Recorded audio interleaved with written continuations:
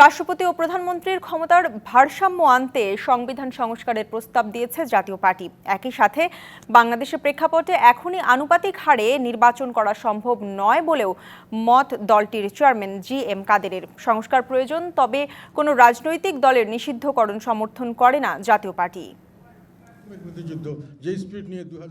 এখনই আনুপাতিক নির্বাচনের পক্ষে নয় জাতীয় পার্টি। একজন প্রধানমন্ত্রী সর্বোচ্চ 2 বারের বেশি সে পদে অধিষ্ঠিত হতে পারবেন না। প্রধানমন্ত্রীর ক্ষমতা কমিয়ে রাষ্ট্রপতির ক্ষমতা বৃদ্ধির পাশাপাশি সংবিধান সংস্কার নিয়ে 19টি প্রস্তাবনা দেয় জাপা। 2 বারের বেশি উনি থাকতে পারবেন না। দুপুরে চেয়ারম্যানের বনানী কার্যালয়ে প্রেস ব্রিফিংয়ে জি.এম. কাদের বলেন, সংবিধানের 70 অনুচ্ছেদ প্রধানমন্ত্রীকে একতরফাভাবে যে কোনো সিদ্ধান্ত গ্রহণের এবং সংসদে তা পাশ করানোর ক্ষমতা দেয়। এর ভারসাম্য আনা প্রয়োজন।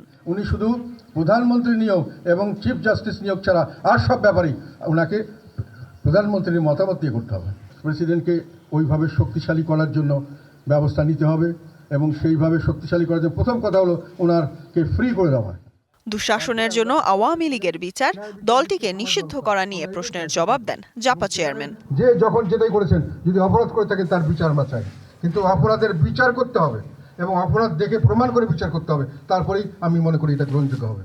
কোনো দলকে ব্যান করতে যেন না, ব্যান করলে তার যদি জনসমর্থন থাকে তারা সরকারের বিরুদ্ধে সবসময় একটা ষড়যন্ত্রে লিপ্ত হবে, হয়তো তারা সরকারকে পতন করার চেষ্টা করতে পারে। সবসময় দেশে একটা অশান্ত পরিস্থিতি থাকবে।